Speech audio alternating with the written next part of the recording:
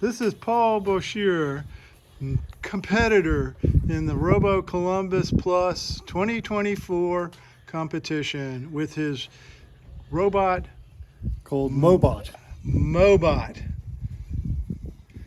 Okay, Paul, let's go talk about the features on it. I can see that he doesn't look as flimsy as he did in the past. No duct tape this time. Okay, so what do we got? What improvements did you make? Well, he's entirely GPS based and RTK GPS based, and the RTK GPS antenna is mounted high above the electronics, which causes interference and reduces the accuracy of the RTK GPS.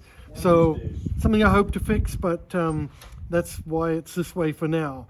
I do have a BNO 55 compass, which I have used, but it seems to work better using GPS as a compass, using the increment between successive readings on GPS to derive heading. Yeah, but remember, we want to make sure everybody understands RTK GPS. Yeah, so RTK GPS Yeah.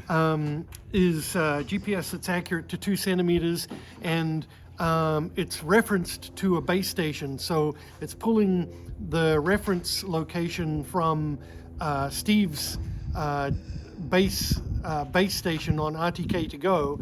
It's just around the side of the house here, and it knows its position within 2 centimeters relative to that antenna, and then so from that it gets GPS lat long, converts that to UTM, which is in meters from some origin, and then subtracts a local origin, and I deal with everything in terms of the local origin. So my coordinates for the waypoints are things like 50, 66, so reasonable numbers to work with.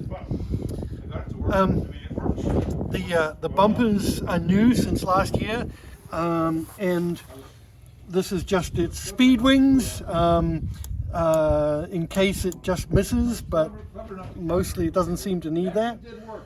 And let's see, inside we have a Raspberry Pi 4 running ROS 2 and ROS 2 Humble, and the RTK GPS receiver.